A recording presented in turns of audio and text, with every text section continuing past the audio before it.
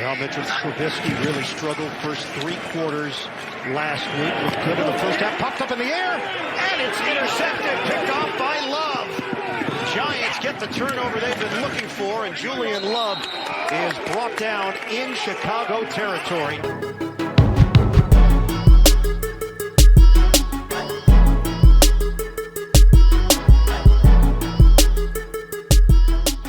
Et bonjour à tous, bienvenue sur New York Giants FR pour un nouveau podcast. C'est la Week 2 qui a été jouée la semaine dernière, hier d'ailleurs, au moment où on enregistre ce podcast. Les Giants se sont inclinés chez les Bears de Chicago, chez les Oursons, sur le score de 17-13. Comment ça va mon petit Thiergo après cette défaite ? Eh ben, écoute, Plex, je pense qu'il n'y a pas de fans aussi dédiés que nous parce qu'on enregistre un podcast sur une défaite avec une vitesse remarquable. Mais bon, à part ça, ça va bien. Ouais, ça va bien. D'ailleurs, on a regardé ce match ensemble et c'était dur.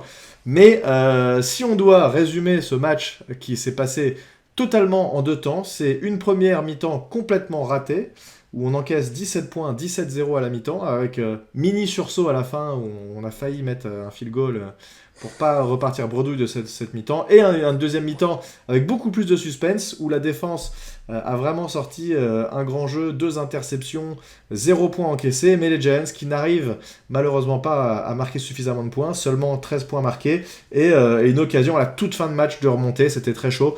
Finalement, ça ne passe pas, défaite 17-13. Quelle est ta vision, toi, globale sur ce match ? Comme a dit Joe Judge, c'est encore un match où il y a eu quand même pas mal d'opportunités loupées. On l'a mis... en fait, voilà, on a mis une demi-heure à rentrer dans le match. Alors pas une demi-heure en temps absolu, mais en temps de jeu. Et je parle bien entendu de la première mi-temps que tu décrivais comme étant en fait complètement absente pour les Giants. Mm-hmm. Et finalement, il y a eu, je sais pas ce que Judge leur a dit pendant la mi-temps, mais ça a suffi à relancer, à remotiver ces joueurs qui quand même avait perdu pendant la première mi-temps non seulement Saquon Barkley, mais en plus Sterling Shepard. Et malgré ça, ils ont réussi à mettre 13 points aux Bears. C'est dommage qu'ils ne soient pas réveillés plus tôt parce que les Bears étaient vraiment prenables. Et Saquon qui commençait à se réveiller à ce moment-là, hein, qui avait sorti une belle course, qui fait une réception, etc. Et bam, qui se fait plaquer, qui retombe mal, qui plante mal son pied. Et du coup, on vient d'avoir la confirmation à l'instant. C'est ligament croisé pour Saquon qui va devoir se faire opérer. Fin de saison, il va falloir trouver une solution de secours. On sait déjà que Devonta Freeman est par demain, donc faire un petit test avec les Giants. Ça peut être une solution, c'est un joueur qui a de l'expérience, qui a été extrêmement bon dans son prime, je crois qu'il a 28 ans maintenant, donc il a encore quelques années devant lui, mais il a fait des tests sur différentes équipes qui ne l'ont pas retenu, donc je ne sais pas vraiment ce qu'il vaut encore. En tout cas, il va falloir faire quelque chose sur ce jeu de course qui pour l'instant est complètement absent côté Giants, avec le meilleur coureur, c'est Daniel Jones, hein, tout simplement depuis le début de la saison. Ouais. Et alors, concernant Devonta Freeman, attention, il a eu quand même pas mal de blessures ces dernières années, c'est l'une des raisons pour lesquelles il est free agent. Voilà, généralement, si un joueur est disponible toujours en septembre, c'est qu'il y a une raison. Bon, on espère que ça fonctionne, mais en tout cas, j'ai quand même envie de tirer mon chapeau à Dion Lewis qui a dû faire ce qu'il pouvait avec la ligne qu'il avait, et même s'il n'a pas des stats de fou, a quand même fait une belle prestation pour les Giants pendant la seconde mi-temps. Ouais, alors il finit avec 10 courses 20 yards, hein, c'est quand même pas incroyable. Il met un TD. Ça, c'était... franchement, quand je vois que Jones se retourne et qu'il donne la balle, c'est sur 4e tentative, hein, si je dis pas de bêtises. Tout à fait. 4e tentative, qui donne la balle à Lewis, je me dis, oh là là là là, ça va être terrible. Et finalement, la ligne qui pousse bien et on arrive à marquer un touchdown. C'est Dion Lewis qui fait aussi 4 réceptions, 36 yards. Ça a manqué de Wayne Gallman, on en parlait juste avant, qui a été mis de côté en tout début de match. Ouais, moi je t'avoue que j'étais un peu surpris qu'on mette Wayne Gallman sur la touche. Normalement, personne ne s'attendait à une blessure aussi grave de la part de Barkley, bien entendu, mais pour moi, Penny, c'est pas vraiment un halfback, c'est plus un fullback, donc en fait, on va pas vraiment lui donner beaucoup de toucher, enfin de portée. Et d'ailleurs, il est pas rentré d'ailleurs. Non, il est pas rentré, donc au final, c'est Dion Lewis qui a fait tout le boulot. Donc, à la limite, si on ne sert pas de Penny comme fullback, autant garder Wayne Gallman comme backup actif le jour de match. Maintenant, il va être actif, ça, il n'y a pas de doute. Enfin, en tout cas, je l'espère. Mais je suis quand même curieux de savoir ce qui se passe dans les coulisses pour que Gallman soit mis sur la touche aussi souvent. Il n'y a aucun coach qui nous dit que c'est pas un bosseur, qu'il cause des problèmes. Non, personne ne dit de mal de lui et pourtant il n'a pas les opportunités pour jouer. Et il a été conservé dans le 53, c'est donc il y a quand même une opportunité. Visiblement, les Giants ne se sentent pas suffisamment armés avec Gallman et Lewis pour ne pas recruter un joueur de plus, donc c'est pour ça qu'ils vont venir, qu'ils vont tester. Je sais pas s'ils vont pas tester d'autres running backs, hein, on verra. Mais en tout cas, pour l'instant, ils se sentent pas suffisamment safe avec ces deux joueurs-là, donc il va falloir se renforcer un peu. Si tu dois, écoute, parlons de nos points faibles. On va commencer par les points faibles, on va finir sur une note positive malgré tout. Hein. Je préfère faire comme ça, si ça te convient. Très bien. Écoute, vas-y, donne-moi tes quelques points faibles et je te dirai ce que moi j'en pense et si je suis d'accord avec toi sur ce match. Écoute, moi je pense qu'en premier point faible, ça va te faire sourire, mais je dirais les dieux du sport.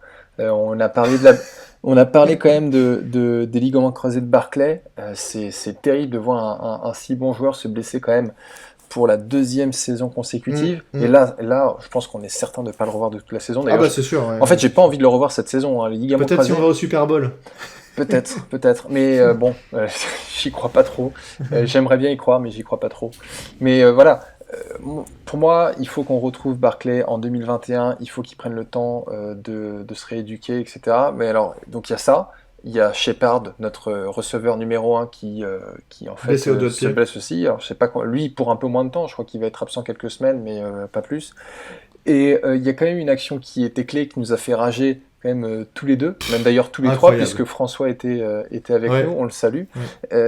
C'est ce fameux third down dans le 4e quart-temps qui était bien défendu. Décisif. Et qui est rattrapé par Bobby Massey, qui est un homme Attends, de ligne. Non mais si je dis pas de bêtises, la balle est lancée, contrée, elle rebondit sur un joueur, et là t'as un O-line des Bears qui rattrape la balle comme une fleur et qui met le first down. Non mais j'ai jamais vu ça, c'est... La D'où chatte. ça vient ce truc? La chatte, comme dirait La chatte. Incroyable. Donc voilà, c'est vraiment... Enfin voilà, dans le sport il y a de la chance, je pense que... Pour l'instant elle est vraiment pas de notre côté. Non, franchement en essayant d'être assez objectif, on a provoqué des fumbles qu'on n'a pas recouverts du tout. C'est Ryan qui provoque un fumble ce match-là, il n'est pas recouvert. La semaine dernière, Bradbury qui provoque un fumble, il n'est pas recouvert non plus. On n'arrive pas Enfin, il nous manque un petit truc pour l'instant. Oui, alors, il ne faut pas non plus se leurrer. Hein. Il y a quand même des opportunités qui sont clairement loupées par les Giants et qui sont le résultat de grosses erreurs. Mais après, il y a des moments où en fait, on fait le job et le ballon juste rebondit du mauvais côté. Et là, qu'est-ce que tu veux faire avec ça? Autre point faible. Je suis d'accord avec toi en tout cas pour celui-là. Il est plutôt bien vu. Moi, mon deuxième point faible, c'est Corey Ballentine. Alors là, 1000 fois. D'ailleurs, si je peux en parler une seconde, je mets un tweet où je dis est-ce que ça vaut encore le coup de dire que le mec est pas bon. L'an dernier, on le laissait jouer. Donc on rappelle, il vient d'une toute petite fac, etc. Il a eu des problèmes personnels. Son pote s'est fait tuer juste avant la saison, machin. Enfin, c'était un truc assez violent. On lui a laissé sa chance. Là, je suis désolé, mais c'est plus possible. Et d'ailleurs, je ne sais même pas s'il a rejoué après ce TD qu'il encaisse. Où le mec, il est ridicule. Franchement, il est ridicule.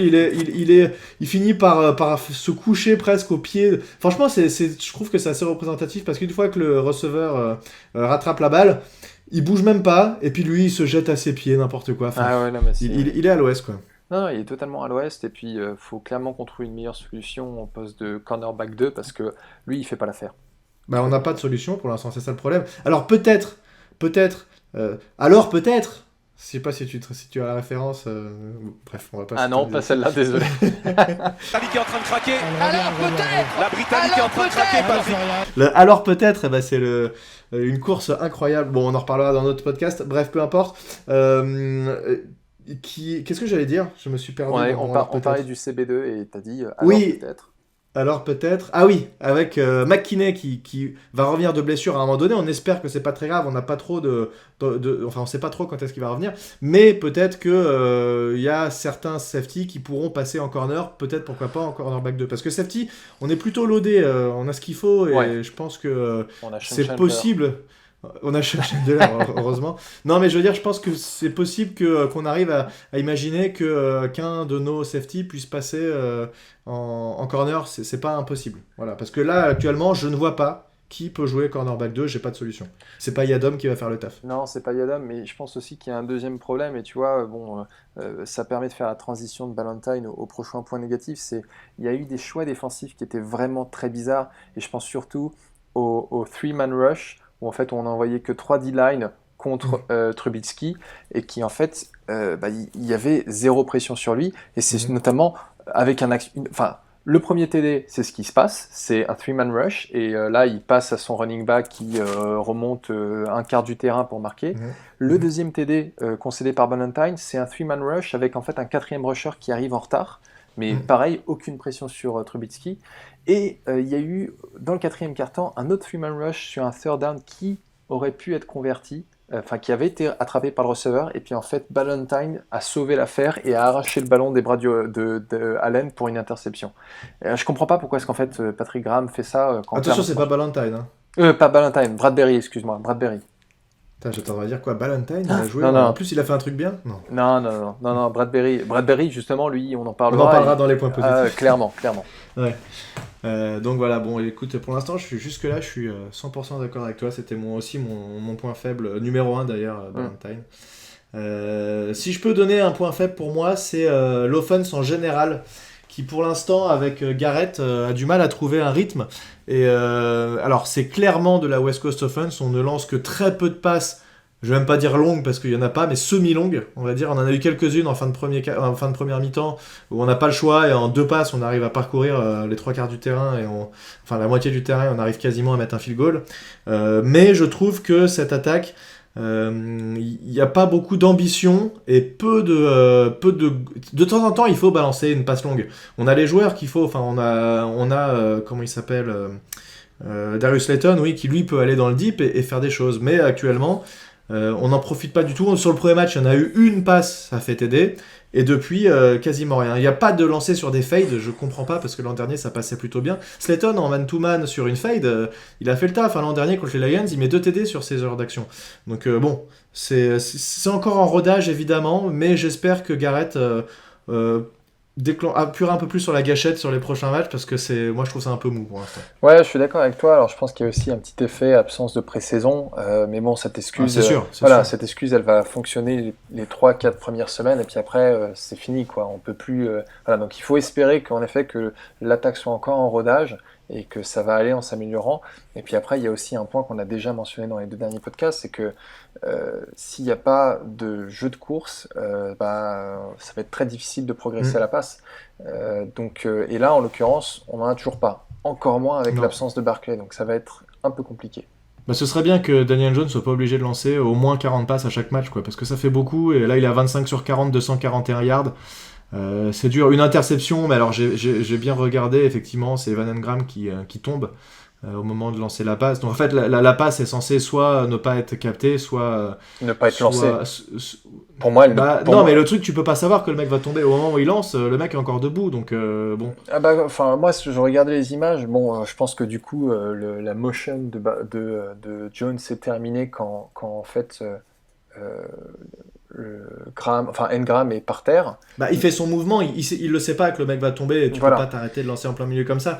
Et ce que tu dis, c'est que ce que tu allais dire, c'est que le défenseur est très près, c'est ça? Le défenseur est très près, donc en fait, voilà. Peut-être que la faute est partagée entre Engram et Jones, mais pour moi, déjà, il y avait un défenseur sur Engram, donc il fallait pas envoyer le ballon. Ouais, mais des passes comme ça, il en fait souvent, Jones, et c'est très souvent capté aussi. C'est que souvent, c'est des passes dans des petits périmètres, et tu regardes, même sur les 4e qu'on a joué en fin de match, où on a joué beaucoup de 4e de force down, c'est quand même passé, et dans des mini périmètres. Donc c'est des passes qu'on va voir souvent de Jones, hein. Ça m'inquiète pas trop, mais effectivement, si le mec tombe, par contre, c'est sûr que c'est direct dans les mains du défenseur. Et ce qui est dommage, tu vois, justement, pour cette action, c'est que à ce moment-là, on est, si je dis pas de bêtises, on est soit dans la red zone ou pas loin. On est sur un third down et on perd la possession. Et en fait, on avait soit l'opportunité en fait de marquer un field goal et de réduire à 7 points l'avance des Bears, puisqu'ils étaient à 10-0. Au lieu de ça, on leur a donné le ballon, ils sont allés marquer un touchdown et on est passé à 17-0. Et oui. Bon, après, on les intercepte 2 fois aussi de notre côté. Hein. Au final, on leur a fait plus mal en défense qu'eux nous ont fait mal. Mais, Mitch Trubisky bon. reste Mitch Trubisky. Je pense qu'il a eu pas mal de réussite pendant ce match. Faut pas non plus lui retirer son mérite. Il fait quelques belles passes en Ouais. première mi-temps. Quand Et même. surtout, il a su gérer sa poche et trouver le moyen en fait, de prolonger les actions avec ses jambes. Donc, bon. Ah, mais ça, c'est le football moderne. Hein. Maintenant, il faut plus s'étonner, c'est classique. Hein. Non, tout à fait. Tout à fait.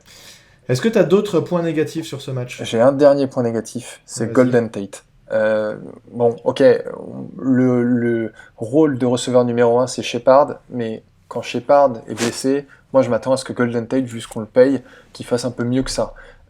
Il a eu quand même seulement 5 targets de tout le match. Dont... Et il fait 5 réceptions sur 5 targets. Ouais, mais en fait, tu vois, alors, est-ce que c'est Jones qui ne le voit pas ? Est-ce que c'est lui qui ne se démarque pas ? À mon avis, il y a peut-être un peu des deux. Mais bon, déjà, je trouve qu'en fait, il n'est pas assez présent dans le jeu offensif. Il était beaucoup plus présent en deuxième mi-temps. Mais bon, on va dire que ça, à la limite, c'est cohérent avec tout le reste de l'équipe. Et puis après, bah aussi, il commet une faute, une vilaine OPI sur l'action décisive à la fin qui clôt le match. Et d'ailleurs, je ne sais pas si tu as vu, mais Joe Judge, pendant sa conférence de presse, il parle de cette fucking penalty. Là, il fait, pardon, cette pénalité. Et puis après, donc bien entendu, il a été bipé par le site des Giants. Mais tu vois, tu sentais que ça sortait du cœur et qu'il disait, bah voilà, ça, il faut qu'on corrige. On peut pas se permettre de se tirer une balle dans le pied. Bah ouais, c'est sûr. Il y a pas mal de corrections à faire, mais encore une fois, n'oublions pas, je pense qu'on en demande beaucoup très vite à cette équipe, qui repart quasiment tous les ans de zéro, et cette année encore plus avec un coaching staff tout neuf, beaucoup de joueurs qui ont changé, etc. Laissons le temps quand même à cette équipe. En 2 matchs, on a quand même eu, là pour le coup, un match qui était extrêmement serré, quoi. Donc bon, c'était cool en vrai d'avoir un match où ça se joue sur la dernière action. Évidemment, on aurait préféré que ça se finisse autrement, mais ça reste une mini satisfaction quand même pour moi qu'on les ait accrochés. On n'était pas ridicule, c'est sûr. Point fort maintenant, alors si moi je dois en donner un, le plus flagrant c'est Bradbury, qui, alors l'ensemble de la défense a été très bonne en deuxième mi-temps, on a plié sans rompre, c'est-à-dire que les Bears ont quand même gagné du terrain mais n'ont pas réussi à marquer de points, ils ont réussi un field goal raté de 50 yards, mais Bradbury finit avec 4 passes défendues, c'est énorme, une interception. Et sur la deuxième interception, comme tu l'as dit tout à l'heure, c'est lui qui est là encore pour mettre le bras et gêner le receveur.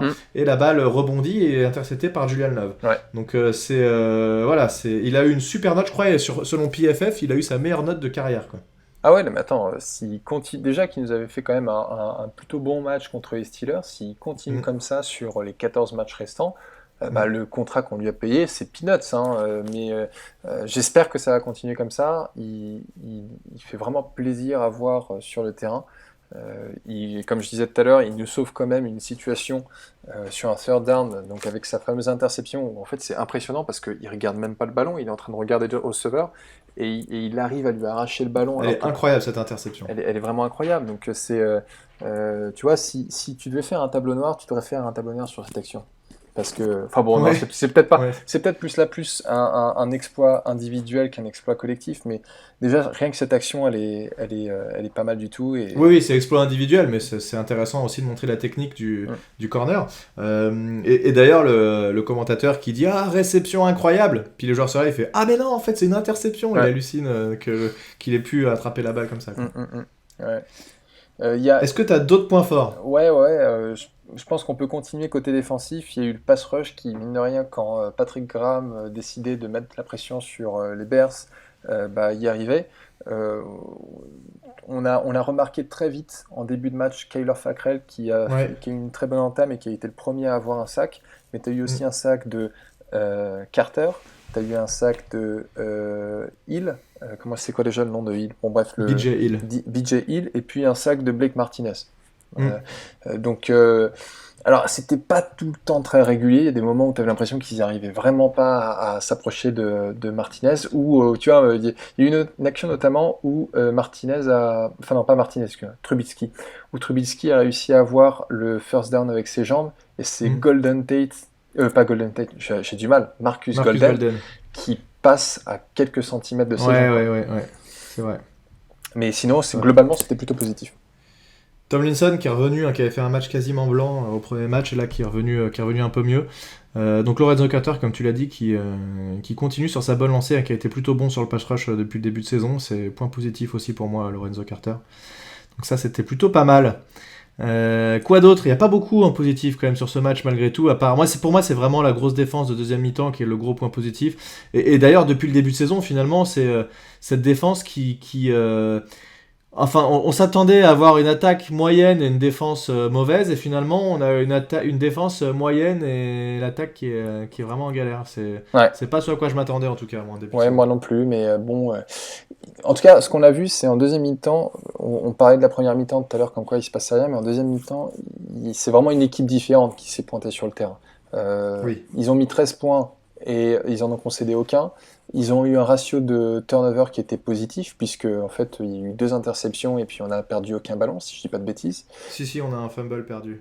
Non, le fumble perdu, c'est Daniel Jones dans le premier quart-temps. Oui, qu'est-ce que tu... Alors, j'ai pas compris ce que tu voulais dire. Je disais en fait sur la deuxième mi-temps seulement. Oui. Ah, deuxième mi-temps, pardon. Oui, tout à fait, évidemment, pardon, effectivement. Voilà, et puis on a eu quand même des gros stops défensifs assez incroyables. Donc, je sais pas ce qu'il il y a peut-être justement un peu un kudos à donner au coaching staff qui a su faire les changements nécessaires, et on en parlait encore la semaine dernière et la semaine d'avant, savoir faire les changements nécessaires pour régler les difficultés constatées sur le terrain. Je pense qu'on pourra vraiment commencer à se rendre compte du niveau de l'équipe à partir de la semaine 4. Là, on aura vraiment... une fois qu'on aura passé les 4 premiers matchs, on pourra dire voilà à peu près ce que va donner cette équipe cette année. Là, c'est encore un peu trop tôt, et j'ai l'impression que alors, ça monte en puissance, c'est dur à dire, parce que l'attaque met quand même peu de points. Il y a des blessures, etc. Donc ça va compliquer l'affaire. Mais il faut asseoir un peu l'importance de ce coaching staff qui encore plus que les autres années, c'est vraiment eux qui vont être les fers de lance de cette équipe et qui vont permettre de donner les bonnes directions. Et j'ai l'impression que les joueurs commencent à s'imprégner de tout ça. Et ce qu'on a vu en deuxième mi-temps, c'était quand même une domination globale des Giants. Ça n'aura pas suffi, on a eu une mi-temps chacun. Mais si on continue sur cette lancée, on voit qu'on peut faire quelque chose quand même et inquiéter des équipes, on va dire moyennes comme celle des Bears. Donc on n'est pas des serpillères comme peuvent l'être les Jets, tu vois. On n'est pas l'équipe, cette année, on n'est pas l'équipe gratos que tout le monde va battre comme ils veulent, où les Jets se sont fait ridiculiser sur 2 matchs. On n'en est pas là. Donc ça, c'est quand même rassurant. Si on s'était vraiment fait rouler dessus pendant 2 matchs, ça serait vraiment compliqué. Mais là, je pense qu'on n'en est pas à ce niveau-là. Moi, je donnerais un autre point positif pour Joe Judge, qui est allé voir tout de suite Saquon Barkley et qui l'aide à sortir du terrain. C'est pas grand chose, mais je trouve que dans la tête, tu vois, des joueurs et des fans même, de voir l'investissement d'un head coach comme ça, qui est là pour ses joueurs et qui l'aide jusqu'au bout dans la blessure, tout ça, j'ai trouvé ça vachement sympa comme geste, et je trouve que je le mettrais dans les points positifs, moi, ça, le comportement général de Joe Judge. Ouais, ça ne fait que confirmer en fait ce qu'on remarque depuis le début. C'est les petits gestes comme ça pendant le training camp, le fait de se prêter à des exercices, de donner des conseils sur la touche aux joueurs. Il reste dans cette lignée-là, donc jusqu'à présent je suis super content. Et puis tu vois, en fait, là en réfléchissant à ce que McAdoo et Shurmur faisaient avant, ils ont fait des trucs bien. Mais j'ai rien remarqué, il n'y a rien qui me vienne à l'esprit en me disant « Ah, ça c'était vachement bien de Shurmur ou de McAdoo ». Au contraire, c'était du basique, tandis que Judge... Alors Judge l'a dit en conférence de presse, il a dit en fait, parce qu'on lui a demandé en fait, vous avez pensé à quoi quand vous avez aidé à Saquon Barkley à revenir vers la touche, et lui il dit en fait, on veut jamais avoir à faire ça pour aucun de ses joueurs. Parce qu'en effet, quand un coach doit aller soulever son joueur pour le sortir, c'est que le joueur il est vraiment très très mal. Et donc en fait, c'est du symbolique. Hein. Ça ne te fait pas gagner un match, ça sert à rien, mais ça envoie un message fort, en tout cas au niveau des joueurs. Tout à fait. Est-ce que tu as d'autres points positifs sur ce match ? Écoute, on peut parler de Daniel Jones, qui, pour moi je mettais plutôt dans le moyen, mais en fait, c'est du moyen positif. il a eu une prestation à l'image de l'équipe, première mi-temps catastrophique, avec un fumble perdu sur un pump fake, alors qu'il y avait un joueur qui était démarqué. Je pense que peut-être que Jason Garrett lui a dit à la suite de l'interception de TJ Watt, faut pas que tu hésites à faire des pump fakes. Et bah là, on a plutôt envie de lui dire, bah en fait, pas tout le temps quand même. Ouais, là je pense qu'il a hésité. C'était pas vraiment le but de. Enfin, le pump fake avait pas pour but d'essayer de gagner du temps en faisant croire quelque chose à un défenseur. Je pense que c'est juste qu'il a voulu lancer, il a hésité, et c'est plus de l'hésitation qu'autre chose là sur ce coup-là. Voilà, et puis après il y a son interception, mais il a quand même, justement, deuxième mi-temps, on a eu très très peur, tu sais, sur ce drive où sur un third down, il est complètement attaqué par les rushers adverses, et là il te fait une shovel pass pour Dion Lewis. Dion Lewis. Et là on s'est dit, oh mon Dieu. Et ça sauve le drive et on marque derrière, hein, d'ailleurs. Ouais, 11 actions, 95 yards, et on a marqué sur un TD de Dion Lewis. C'est un peu dommage parce qu'il a aussi fait quelques belles passes à Darius Slayton et puis au numéro 19, dont je me rappelle plus le nom. Ratley, je crois. Ouais, Ratley, exactement. Qui étaient dans les mains et qui n'ont pas été attrapés. Et là, tu te dis, ça aurait pu. Tu vois, c'est justement ce petit manque de réussite qui nous manque. Mais voilà, c'est 25-40, 241 yards, une interception. Ça reste un match. C'est le premier match quand même où il met pas un TD. Hein. Ça, par contre, c'est à noter. Hein. Il a marqué un TD au moins à chaque match jusque-là. Et là, c'est raté. Bon, en tout cas, voilà, on commence cette saison pour la 7e fois en 8 ans à 0-2, 0 victoire, 2 défaites. Donc, espérons, comme on le disait, que les Giants finissent par aligner tous les astres, on va dire, pour que enfin on arrive à avoir une victoire. Et peut-être, ce sera contre les 49ers que l'on rencontre la semaine prochaine, enfin ce dimanche, et les 49ers qui sont un peu en galère puisque leur effectif est complètement décimé. Ils n'ont plus de D-end. Enfin, j'ai vu le compte 49ers France là, qui avait listé le nombre de joueurs blessés. C'est juste hallucinant. Tous leurs titulaires sont blessés quasiment sur les postes clés. Quoi. Il paraît qu'ils vont prendre en fait des joueurs dans les tribunes. Ah bah non, il n'y a personne dans les tribunes, c'est vrai. Non, mais c'est... T'imagines, non mais je crois qu'ils ont au moins une dizaine de blessés de joueurs clés, quoi. Ils ont blessé, je crois, 2 centres. Ils ont perdu Nick Bosa, leur quarterback. Donc Nick Bosa s'est fait ligament croisé, donc saison terminée. Leur QB, Garoppolo, il jouera pas non plus. Après, ils ont un bon QB remplaçant. Voilà, Garoppolo, c'est pas très grave parce que, c'est toujours grave de perdre ton QB, mais il va revenir. Et puis en effet, je sais plus comment il s'appelle le gars qui était derrière, mais il avait avant que Garoppolo arrive, il avait gagné quelques beaux matchs pour les 49ers. Donc, oui. Donc, ils ont perdu un running, ils ont perdu un corner, voilà, il y a peut-être un coup à jouer. Je pense que si comment ? Il y a peut-être un coup à jouer. Voilà, c'est ce que j'allais dire. Si on doit battre les 49ers cette saison, en tout cas, je pense que c'est maintenant. Pour le coup, les dieux du sport, les dieux du football américain, peut-être nous ont fait une faveur cette fois-ci. Bon, pas en blessant Saquon Barkley, évidemment, mais en nous faisant jouer contre les 49ers alors que leur effectif est au plus mal. Donc, écoute, on verra. Hein. Ouais, mais tu vois, j'aurais jamais sérieusement envisagé une victoire contre les 49ers avant dimanche soir. Non, moi non plus. Bon, après, c'est un concours de circonstances. Hein. S'ils étaient arrivés avec leur effectif total, là, j'y croyais pas du tout. Mais peut-être qu'il y a moyen de faire quelque chose, et espérons au moins être pas aussi ridicule que les Jets. Si tu dois mettre un prono sur ce match des 49ers, quel serait-il ? C'est très compliqué à dire parce que je ne les ai pas vus jouer.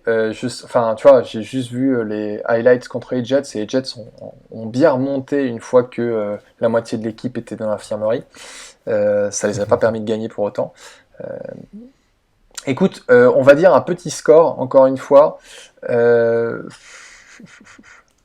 10-13. 10-13 pour...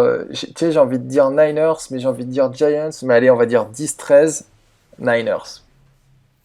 Toi, tu mets 10-13 Niners. Alors moi, je pense que pour la première fois de la saison, on va dépasser les 20 points. Il serait temps. Et je pense, pas de beaucoup, je pense qu'on va mettre 23-24 points. Je vais dire 23. Et les Niners, notre défense qui gère grave. Et allez, 23-10. Tu vois. 23-10 pour les Giants. Ouais. 23-10 pour les Giants. Là, je suis chaud. Attends, on rencontre qui après ? Que je regarde un peu notre calendrier pour... Il me semble que ce sont les Rams. Et là, ça va faire très très mal. Ça commence à être fatigant. On a un calendrier qui est quand même difficile. Hein. Oui. Oui, ça, il n'y a pas de doute. Attends, juste, on va prendre 2 secondes avant de quitter le podcast, de juste voir... C'est bon, je l'ai. Alors, Steelers, Donc, Bears, oh là là, c'est dur. Rams. Après Cowboys. Cowboys, après Washington. Franchement, il y a moyen qu'on commence à 0-5 en vrai. Hein. Ouais, après, t'as Washington, et Washington, ils se démerdent pas trop mal quand même, je crois. Alors, je sais pas s'ils ont gagné. Non, ils ont été pas très bons hier. Ah, d'accord. Ils ont pas grand chose à part leur receveur, McLaurin. Les Je Eagles. crois que ça s'appelle comme ça. Ensuite, on rencontre Tom Brady en novembre. Papy Brady. Mais ouais, non, ça va. Franchement, il n'y a pas de match gratos là-dedans. C'est Non. chaud. Pourquoi on rencontre pas les Jets, quoi? Merde. Non. Bah ouais. Mais... Franchement, il y a que les Redskins où c'est jouable. Si. Après, Il y a les Browns. Eagles, il y a les Browns. Ouais, ça va, le retour d'Odell Beckham à la maison. On rencontre les Ravens, les Cardinals, les Seahawks. Oh là là, on va se faire défoncer. Ouais. Oh là là. Mais alors, le truc problématique, c'est que... Enfin, problématique, je sais pas si c'est problématique, mais... Il y a moyen, en vue de ce calendrier, qu'on fasse 3 victoires. Je sais pas, en étant vraiment pessimiste. 3 victoires, 4 victoires, ça se trouve même pas. Si vraiment le niveau reste le même et qu'on n'arrive pas à passer ce mini-cap qui nous manque là, là c'est bye-bye Gettleman. Hein. Je sais pas. Enfin, il est trop tôt pour en discuter, mais c'est quand même... Enfin, tu vois, le truc c'est que si t'enlèves Gettleman, c'est pas logique de garder Judge aussi. Et Judge, il en est à sa première mais saison. Judge, tu peux pas. Je pense pas que leur destin soit lié. Hein. Ça m'étonnerait parce que c'est pas Gettleman qui a choisi Judge, c'est tout le monde qui a choisi Judge. Oui, mais quel GM voudra récupérer les Giants en sachant qu'en fait, il doit composer avec Judge? C'est ça aussi qu'il faut prendre en compte. Ah, bah, je ne sais pas. Mais si Judge fait une bonne saison, pourquoi tu voudrais le virer? Enfin, s'il montre des belles choses, tu vois, dans la gestion de son équipe, tout ça. Bon, je sais pas, c'est compliqué. On en discutera plus longuement dans un autre podcast, mais bon, il y a ce calendrier, il est quand même sacrément difficile. Hein. Ouais, je sais bien. Il y a les Bengals peut-être, et encore, on va voir ce qu'ils vont donner. Mais ils marquent des points, ils jouent quand même un peu. Hein, donc, bon, écoute, ça fait flipper en tout cas ce calendrier. Bon, voilà, un dernier mot pour la fin. La fin. C'est comme... Tu m'as pris un peu de cours. Non, bah écoute, si ce n'est vous dire, pas la semaine prochaine, puisque moi malheureusement je serai absent, mais je surveillerai quand même les Giants depuis mes petites vacances. Et on se retrouve du coup dimanche 27 septembre en live tweet pour ce match contre les 49ers et voir si mon 23-10 prévu va passer. Voilà. Bon, souhaite. Merci de nous avoir suivis. Comment on dit en anglais, better days ahead. Exactement. Les meilleurs jours nous attendent. En tout cas, faut l'espérer. Allez. Allez, à la bientôt prochaine. Tout le monde, salut. Ciao.